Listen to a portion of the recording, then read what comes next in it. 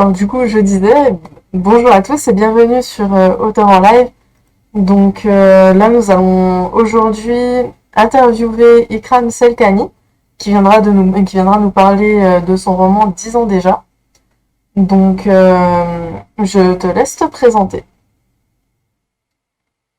Et donc, bonjour à tous. Déjà, merci Amélie de m'avoir invitée pour cette belle opportunité de partager mon livre, disons déjà. Alors, je suis Ikram Selkani, je suis de nationalité marocaine et je suis professeure d'enseignement supérieur et j'écris beaucoup tout au long voilà, des dernières 2 décennies presque, parce que j'ai commencé l'écriture quand j'avais entre 13 et 14 ans.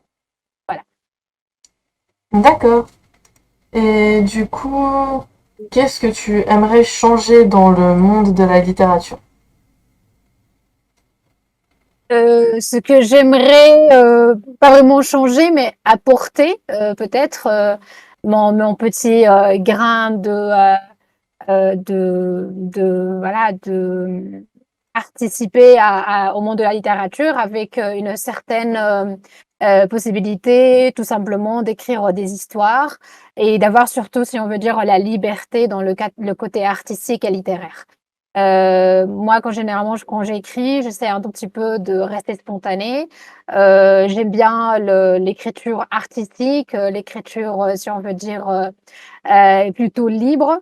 J'ai des bouquins avec des poèmes libres, peut-être qui ne respectent pas si on veut dire la forme des poèmes comme ils ont été écrits par d'autres auteurs.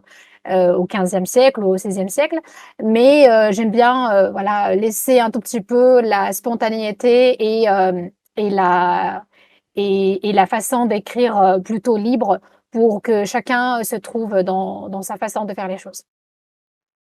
D'accord. Et de quel auteur ta plume s'inspire-t-elle?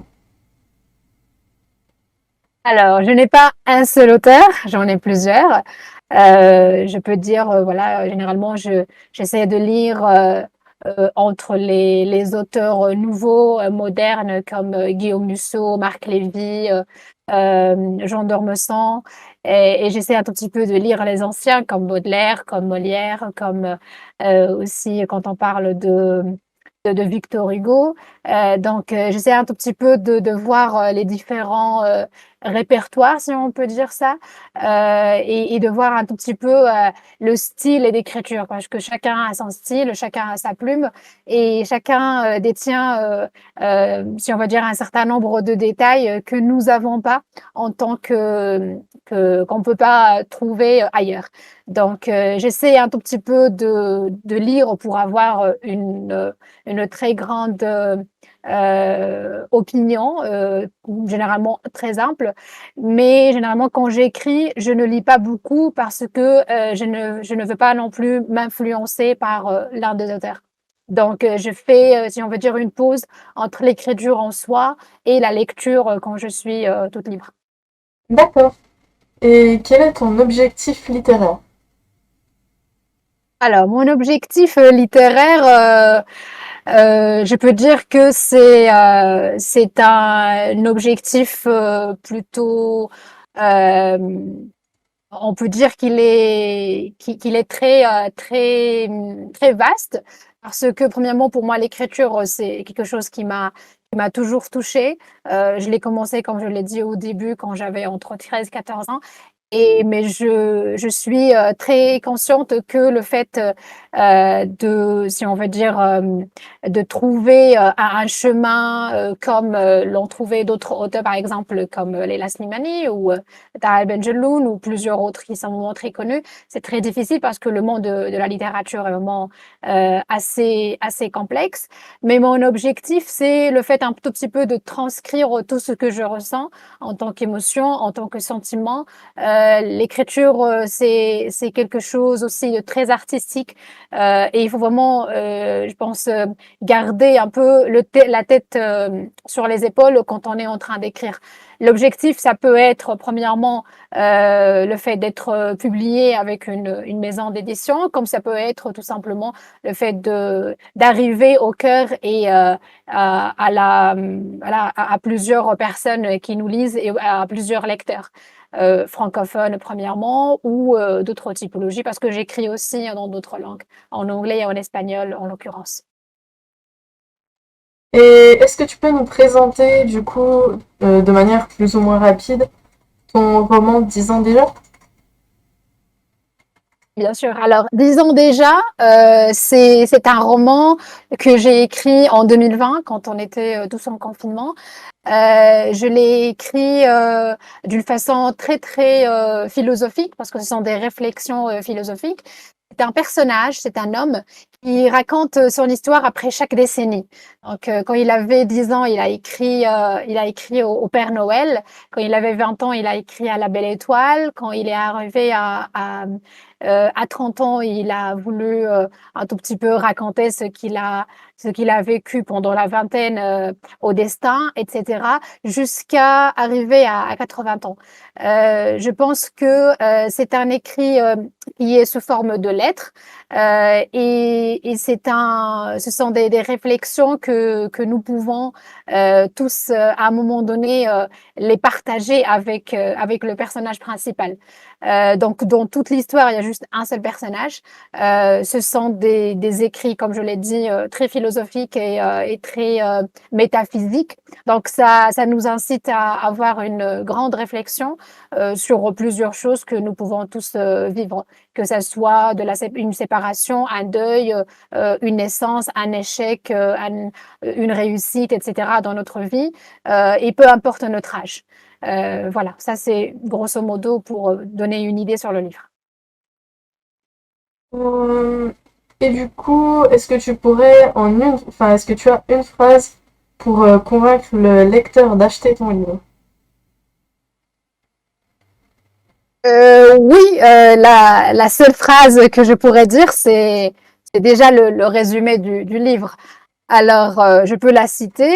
Depuis bien longtemps, je pensais que les choses étaient figées. Aujourd'hui, il y a 10 ans déjà, je les ai assimilées autrement. J'ai compris que les choses ne détiennent pas un sens unique. Au contraire, il y a des millions de façons de les voir, de les percevoir. Encore faut-il libérer les esprits des préjugés. Voilà. D'accord. Alors du coup, est-ce que tu as ton livre sous la main? Oui, Alors du coup, on va passer au moment lecture. Donc je te laisse ok. choisir le moment que tu souhaites lire, la durée que tu souhaites lire, et, euh, et du coup, nous t'écoutons.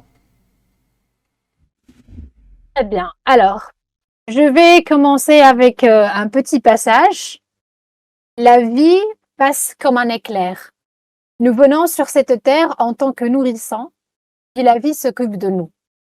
Il y a ceux qui viennent au monde avec une cuillère en argent dans la bouche, et il y a ceux qui ne possèdent ni trésor ni fortune.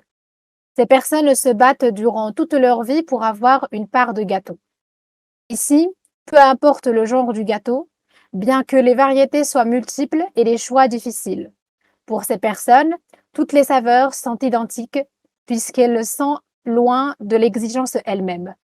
Au fur et à mesure que la vie prend place, des valeurs se mettent au-dessus et d'autres se détachent peu à peu, laissant l'enfant devenir adolescent.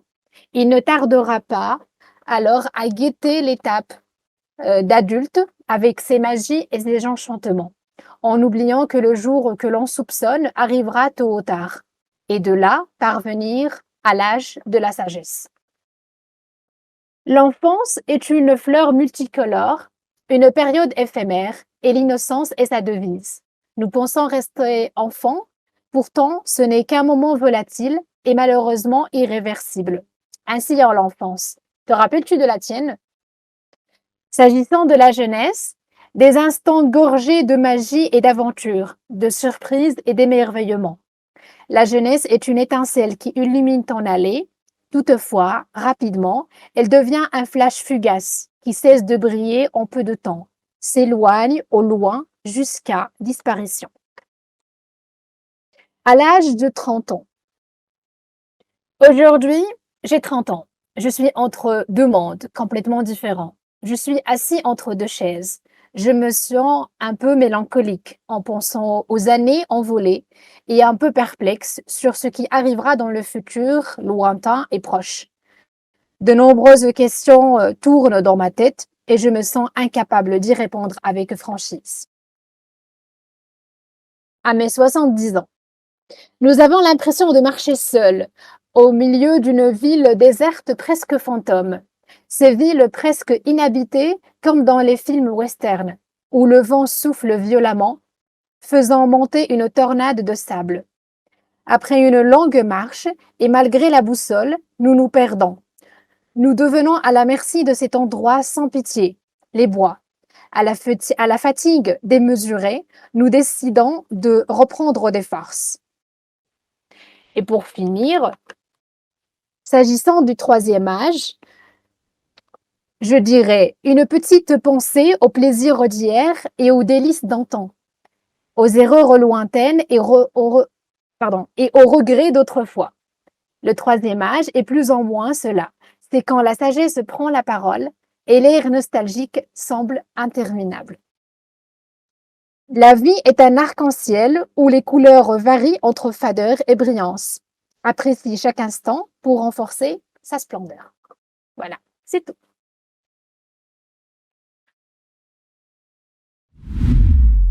Alors du coup, merci pour ce petit instant de lecture.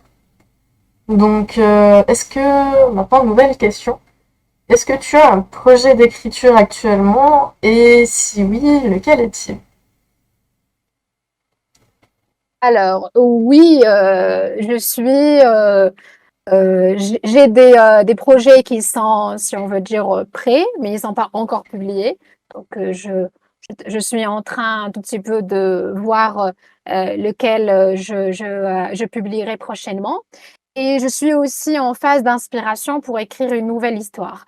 Cette nouvelle histoire, il s'agirait, je pense, d'une histoire un peu spéciale parce que il y aurait un peu de mystère et un peu de côté philosophique et des notions, si on veut dire, qui nous interpellent tous.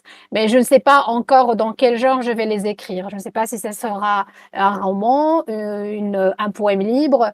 Je n'ai pas encore décidé. Mais je suis en train un tout petit peu de réfléchir et d'avoir de l'inspiration pour attaquer l'écriture prochainement.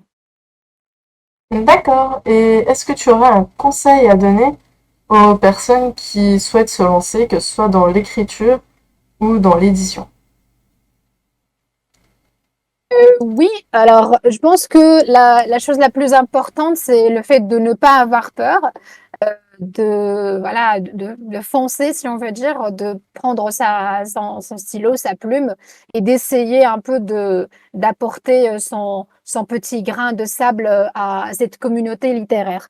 Euh, Moi, personnellement, quand j'étais plus jeune, quand j'étais adolescente et j'ai commencé avec l'écriture, je me faisais toujours lire. Donc, c'est vraiment très, très important aussi de se faire lire par quelqu'un qui, bien sûr, maîtrise la langue. Dans mon cas, c'était mon professeur de français au lycée.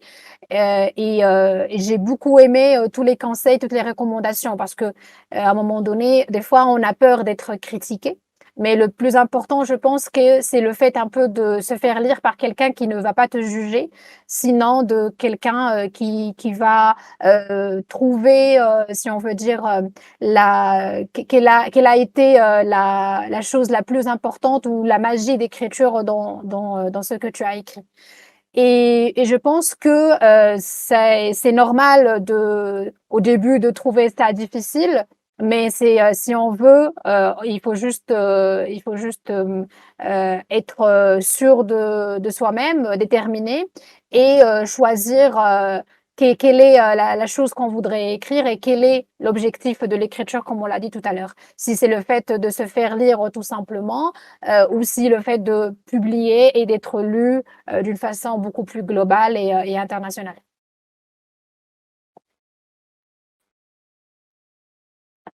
D'accord. Du coup, bah, bonjour à vous dans le chat. Et je propose du coup que nous arrêtions là pour la partie YouTube. Donc sur YouTube, n'hésitez pas à aller dans la description, vous aurez toutes les informations concernant Ikram, le lien vers son roman pour pouvoir vous le procurer si vous le souhaitez. Donc n'hésitez pas, pareil, un petit pouce bleu, un petit partage, tout ça. Ça permet vraiment de nous soutenir, mine de rien, on est une petite association. Donc c'est important pour nous d'être soutenus. Et on se dit à bientôt pour une prochaine interview. Merci, merci à vous.